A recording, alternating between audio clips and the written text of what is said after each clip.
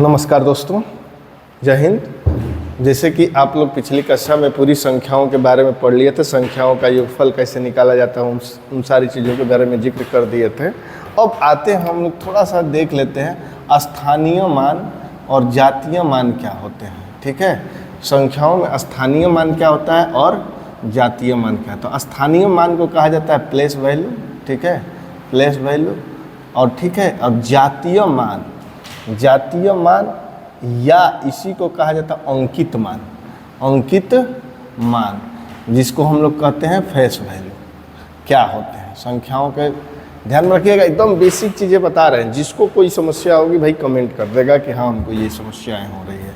जैसे कि ध्यान रखिएगा कि अगर हम कोई क्वेश्चन पूछ दे 6, 7, 3, 2, 9 में पूछ दिया कि 3 का स्थानीय मान क्या होगा, तो ये कौन से स्थान पे है भाई? तो 3 का स्थानीय मान, इस संख्या में 3 का स्थानीय मान क्या होगा? 3 का स्थानीय मान। स्थानीय मान का मतलब ये पूछ दिया कि प्लेस वैल्यू उसका क्या है, स्थानीय मान। तो ध्यान में रखिएगा कि हम लोग यहाँ से काउंट करते इकाई, दहाई, सैकड़ा, यानी सैकड़े वाले स्थान पर है। यदि हमको कुछ करने की ज़रूरत नहीं है, स्थानीय मान पूछा तो हम जहाँ संख्या जो पूछा है में 3 का स्थानीय मान पूछा है तो 3 लिख देना है, और 3 के बाद जितने नंबर है उतना 0 लगा दो, यानी इसका स्थानीय मान कितना हो गया? 300। जैसे कि इसी तरह से इसी संख्या में पूछ दे कि 7 का स्थानीय मान क्या होगा, तो 7 का स्थानीय मान यानी प्लेस वैल्यू पूछ दिया जाए कि क्या हो जाएगा, तो फिर फट से 7 का स्थानीय मान निकालना होगा। तो क्या कर लेंगे, 7 लिख लेंगे, इसके बाद कितनी संख्या है? 3, तो 3 0 लगा देंगे आराम से, कोई दिक्कत नहीं है, यानी 7000 हो जाएगा। इसी तरीके से इसमें 7 का फेस वैल्यू पूछ दे कि 7 का जो है अंकित मान या जातीय मान क्या होगा। अंकित मान माने अंकित मान या जातीय मान क्या होगा, तो सिंपल सी बात है, देखिएगा, ध्यान रखिएगा। अंकित मान पूछा या जातीय मान, तो सिर्फ और सिर्फ वही संख्या हो जाएगी, कोई इधर उधर नहीं। 3 का स्थानीय मान पूछेगा तो 300, 7 का पूछा अंकित मान तो कितना हो जाएगा? 7, और स्थानीय मान पूछा तो कितना हो जाएगा? 7000। क्वेश्चन आप लोगों से थोड़ा सा इसमें मॉडिफाई करेगा, कहेगा 6, 7, 3, 2, 9 में 7 का स्थानीय मान और जातीय मान में अंतर क्या है, और जातीय मान में अंतर क्या है, जातीय मान में अंतर कितना होगा। तो सिंपल सी बात है कि जो आपका ध्यान रखना, स्थानीय मान 7 का कितना हो जाएगा? 7 लिख के 3 0, और जातीय मान तो 7 है तो 7 ही रहेगा, कोई दिक्कत नहीं है। अब इसका अंतर निकालना है तो 10 में से 7 जाएगा 3, 9, 9, 6, 9, 9, 3। ये क्वेश्चन इस तरह से पूछता है।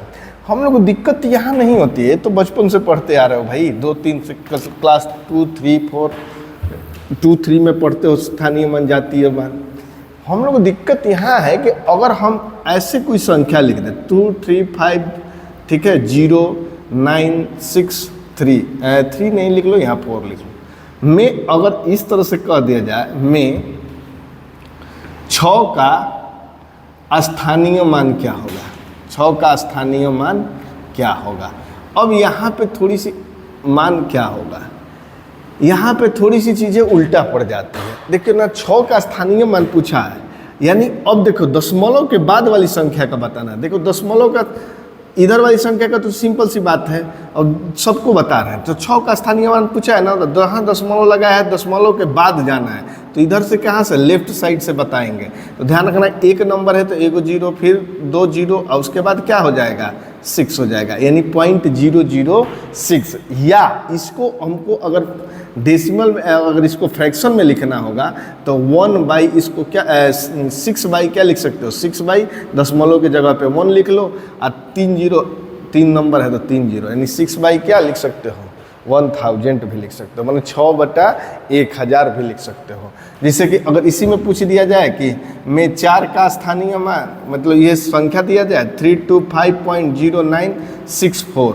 अच्छा, इसमें ध्यान में रखना है, इसमें 6 का अगर जातीय मान पूछा या अंकित मान पूछ दिया, 6 का अंकित मान फेस वैल्यू, तो अंकित मान में भी बहुत सिंपल तरीके से हम लोग बता सकते हैं। अंकित मान वही होगा, 6 का 6 ही होगा, ठीक है। अंकित मान कहीं पे भी रहेगा, दशमलव का इधर रहे चाहे दशमलव का इधर रहे, अंकित मान सेम का सेम ही रहता है, कोई अंतर नहीं होता है। ये बातें हमेशा ध्यान में रखिएगा। जैसे कि अगर और पूछ दे 32500964 में दो का स्थानीय मान क्या होगा? 2 का स्थानीय मान, तो ध्यान रखिएगा हमको 2 का स्थानीय मान क्या होगा, 2 का स्थानीय मान क्या होगा। तो सिंपल सी बात है, 2 है तो 2 के बाद कितनी संख्या है? 0। हमको दशमलव के पहले तक ही रखना है, इधर वाले दशमलव के इधर वाले का जो भी पूछेगा तो दशमलव के इधर तक ही काउंटिंग करेंगे, उधर नहीं जाएंगे, ठीक है। अगर इसी में पूछ देता कि बातें समझ पा रहे हैं, 2 का जातीय मान पूछ देता तो 2 का जातीय मान 2 ही होता। ये हम ये समझ पा रहे हैं कि आप लोग पूरा बढ़िया से समझ पा रहे हो, कोई दिक्कत नहीं होनी चाहिए किसी को। स्थानीय मान जातीय मान समझ पा रहे हैं आप लोग। जैसे कि और देख लो एक तरीके और, 0.7326 में 3 का स्थानीय मान, 3 का स्थानीय मान तथा अंकित मान में अंतर क्या होगा? अंकित मान में अंतर क्या होगा? सिंपल सी बात है।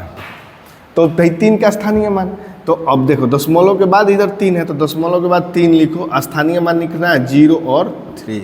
अगर इसी को पूछ देगा कि भाई 3 का अंकित मान है तो यहाँ पे 3 का अंकित मान 3 ही होगा। अंतर पूछ दिया तो 3 में से कितना घटा लोगे? 0.03। तो 10 में से 3 घटेगा 7 हो जाएगा, यहाँ 9 हो जाएगा, यहाँ 2.97, यानी अंतर कितना आ गया? 2.97। ये हमेशा ध्यान में रखिएगा आप लोग, कोई दिक्कत नहीं हो जाना चाहिए। जैसे कि अगर इसी में हम पूछ दें कि 6 का स्थानीय मान, 6 का स्थानीय मान, ठीक है, 6 का स्थानीय मान तथा, ध्यान रखिएगा, 6 का स्थानीय मान तथा, ठीक है, 6 का स्थानीय मान तथा 6 का जातीय मान क्या अंतर बताएं, या योगफल बताएं, कुछ भी पूछ सकता है, गुणनफल पूछ सकता है, कुछ भी पूछ सकता है भाई, ठीक है। 6 का स्थानीय मान, तो 6 कहाँ है? यहाँ है, तो भाई देखो पॉइंट से जाना है तो 0.0006। अच्छा, इसको हम लोग ऐसे भी लिख सकते हैं, ध्यान रखना, 6/1, दशमलव के सामने 1 लिख लो, इसके बाद कितनी संख्या है? 1 2 3 4, तो 4 0 लगा लो, ठीक है, यानी 6/10,000 भी लिख सकते हैं, ठीक है। और ये 6 का जातीय मान क्या हो जाएगा? 6 का जातीय मान 6 भी हो जाएगा, ये भी स्थानीय मान हो सकता है और ये भी हो सकता है। ऑप्शन में संभव तो ऐसे ही दिया रहेगा, ये बातें हमेशा ध्यान में रखिएगा, ऑप्शन में संभव तो ऐसे ही दिया रहता है। अंतर पूछा है तो 6, देखो बड़े वाले में से छोटे वाले को माइनस करना है तो 0 0 0 लगा लो, जितना 0 इधर लगा लो, अब 0.000 और 6 घटा लो, 10 में से 6 जाएगा 4, 999.5994। ऐसे भी क्वेश्चन आप लोगों के लिए रेलवे में पूछे जाते हैं, ध्यान में रखिएगा, कोई दिक्कत नहीं है। स्थानीय मान, जातीय मान या अंकित मान पूरे बढ़िया समझ में आया। आगे आते हैं हम लोग और आगे क्वेश्चन देखते हैं। अब देखते हैं थोड़ा सा अंकों की संख्या में थोड़ा सा आते हैं। एक अंक की बड़ी संख्या क्या होती है? आप लोग समझ पा रहे हो कि एक अंक की बड़ी संख्या क्या होती है? एक अंक की बड़ी संख्या एक अंक की बड़ी संख्या क्या होती है? तो एक अंक की बड़ी संख्या 1 2 3 4 5 6 7 8 9 तक लिखेंगे, उसके बाद 10 हो जाएगा तो 2 अंक वाला आ जाएगा। तो एक अंक की बड़ी संख्या होती है 9। और एक अंक की छोटी संख्या क्या होगी? एक अंक की छोटी संख्या क्या हो जाएगी? 1 ही होती है। उसी तरह से 2 अंक की बड़ी संख्या पूछा जाए तो क्या हो जाएगा? 99। और 2 अंक की छोटी संख्या क्या होती है? 10। बातें समझ पा रहे हैं? 3 अंक की सबसे बड़ी संख्या 999, 3 अंक की सबसे छोटी संख्या 100, जिसमें देखें 100 में 3 अंक है ना, 2 0 1 ये 3। 4 अंकों की सबसे छोटी संख्या क्या हो जाएगी? अरे 4 अंकों की सबसे बड़ी संख्या 9999 और 4 अंकों की सबसे छोटी संख्या 1000। ये बेसिक चीज़ें बता रहे हैं, किसी को कोई समस्या हो तो बता देना। भाई एक अंक की सबसे छोटी संख्या एक होगी वो 2 अंक में 10 से स्टार्ट होती है। 1 अंक की सबसे बड़ी संख्या 9 तक जाओगी। 2 अंक में सबसे बड़ी संख्या कहाँ तक भाई 10 से लेकर 99 तक होती है, 2 अंक की संख्या है, तो सबसे बड़ी संख्या 99 ही हुआ। और उसके बाद जो है 2 अंक की सबसे छोटी संख्या क्या हुआ, 10 हुआ, कोई दिक्कत नहीं है। उसी तरह 3 अंक में जाएंगे तो 3 अंक में सबसे पहला अंक कौन सा होता है, 100, 1 और 2 जीरो होते हैं, तो ये 3 अंक की सबसे छोटी संख्या हो गया। और 3 अंक की संख्या कहाँ तक लिखते हैं, 9 से 99 तक, इसलिए 9 से 99 3 अंक की सबसे बड़ी संख्या हो गई। ये बेसिक बातें हैं, आप लोग समझ पा रहे हो, ठीक है। अगर हम पूछ दें कि एक अंक की कुल कितनी संख्याएं होती हैं, कुल संख्याएं कितनी होती हैं, कुल एक अंक की कुल कितनी संख्याएं होती है, तो एक अंक की कुल संख्याएं कितनी होती है, 9, 1 से लेकर 9 तक लिखते हैं। इसी तरह से हम पूछ दे 2 अंक की कुल कितनी संख्याएं होती हैं, तो 2 अंकों की संख्याएं हम लोग कहाँ से लिखते हैं, 10, 11, 12, इस तरह लिखते लिखते कहाँ तक लिखते हैं, 99। तो 99 तक अगर काउंट करेंगे तो टोटल कितनी संख्याएं हो जाएंगी 2 अंक की, तो भाई 10 से लेकर 99 तक घटाओगे तो कितना, 89, एक बढ़ा कर लिख लो कितना, 90। अभी पिछले वीडियो में बताया था भाई क्या कि सर्वांतर क्या होगा, अगर बराबर होता है तो 10, 11 है, फट से क्या कर लो, घटा लो, 89 हो जाएगा, 91, यानी 2 अंक की कुल कितनी संख्याएं होती हैं, 90। अगर हम पूछ दें कि 3 अंक की कुल कितनी संख्याएं होंगी, तो 3 अंक की कुल कितनी संख्याएं होंगी, तो 3 अंक कहाँ से स्टार्ट होता है, 100 से लेकर कहाँ तक लिखोगे, 999 तक। तो 3 अंकों की कुल कितनी संख्या है, 100 घटा लोगे तो कितना हो जाएगा, 899 हो जाएगा। 899 में 1 बढ़ा लोगे तो कितना हो जाएगा, 900। कुछ समझ में आ रहा है। 3 अंकों की संख्याओं की संख्या पूछा तो कितना, 900। 4 अंकों की कुल संख्याओं की संख्या पूछेगा तो कितना हो जाएगा, 9000। 5 अंकों की संख्याओं की कुल संख्या पूछेगा तो कुल कितना हो जाएगा, 90000। ध्यान रखना, जितना पूछेगा 9 लिखकर उससे एक कम जीरो लिख लेंगे। 1 अंक की संख्या 9, 2 अंक की संख्या पूछा ना, 2 अंकों की कुल कितनी संख्या होंगी, तो 2 अंकों की संख्या लिखनी है तो 9 लिख लो और 2 से एक कम जीरो लगा लो। 3 अंकों की संख्या कितनी, 3 अंकों की कुल संख्याएं कितनी होती है, 9 लिखना है, क्या कर लेना, 3 से एक कम जीरो, 2 जीरो लगा देना है। 4 अंकों की संख्याओं की संख्या पूछा, कुल संख्याओं की संख्या पूछा, 9 लिख लेना है और क्या कर लेना है, 3 जीरो लगा देना है। 5 अंकों की संख्याओं की कुल संख्याओं की संख्या पूछेगा तो 9 लिखना है और उसके बाद कितना, 4 जीरो लगा लेना है। ये बातें सबको समझ पा रही है, कोई दिक्कत नहीं है। अब अगर हम कह दें कि एक अंक की संख्याओं को लिखने के लिए कुल कितने अंकों का प्रयोग हुआ है, थोड़ा सा ध्यान रखना। एक अंक के संग यहाँ पे कुल प्रयोग अंक लिख दे रहे हैं, कुल प्रयोग अंक, तो ध्यान रखना एक अंक के संख्याओं को लिखने के लिए तो 1, 2, 3, 4, 5, 6, 7, 8 और 9, यानी 9वें अंक पर एक अंक की संख्या एक ही अंक होगा, तो 1 गुणे 1 कर देंगे, यानी टोटल अंकों की संख्या कितनी हो जाएगी, एक अंक की संख्याओं के लिए प्रयोग अंक कितने हो जाएंगे, 9। अगर यही क्वेश्चन ये कह देता कि 2 अंकों की संख्याओं को लिखने के लिए कुल कितने अंकों का प्रयोग हुआ है, तो 2 अंकों की संख्याओं को लिखने के लिए ये सिंपल सी बात है कि एक संख्या लिखने में 2 अंक का प्रयोग हो रहा है, तो हम 2 अंक की कितनी संख्याएं होती है, 90, और 90 होगी तो कुल कितने अंक लिखे जाएंगे भाई, 180। ठीक है, ये ध्यान रखिएगा। अगर हम यही चीज़ें बोल दें कि 3 अंकों की कुल कितनी संख्याएं होती है, तो 3 अंकों की संख्याओं को लिखने में कुल कितने अंकों का प्रयोग होगा, तो सिंपल सी बात है कि भाई 3 अंक, 100 से स्टार्ट होगा 9 से 99 तक, एक संख्या लिखने में 3 अंक लग रहा है, तो भाई 900 संख्याएं लिखने में कुल कितने अंक लगेंगे, 2700। 4 अंकों की कुल कितनी संख्याएं लिखी जा सकती है, 4 9 36,000। 5 अंकों की कुल कितनी 5 अंकों की संख्याओं को लिखने में कुल कितने अंकों का प्रयोग होगा, तो 5 9 45। ठीक है, ये बातें समझ पा रहे हैं क्या, कोई दिक्कत है, 4,50,000। ये बातें समझ पा रहे हैं, किसी को कोई दिक्कत नहीं है, हम तो यही समझेंगे। ठीक है, तो अगर हम कह दें कि लगातार, क्वेश्चन इस तरह से पूछ दिया, लगातार 2 अंक तक की कुल संख्याएं लिखने में कुल कितने अंकों का प्रयोग हुआ है, लिखने में कुल कितने अंकों का प्रयोग हुआ है। तो भाई ध्यान रखना, जब प्रारंभ से यानी एक से लेकर या 1 से लेकर 99 तक, 1 से लेकर 99 तक की संख्याओं को लिखने में कुल कितने डिजिट का प्रयोग हुआ है?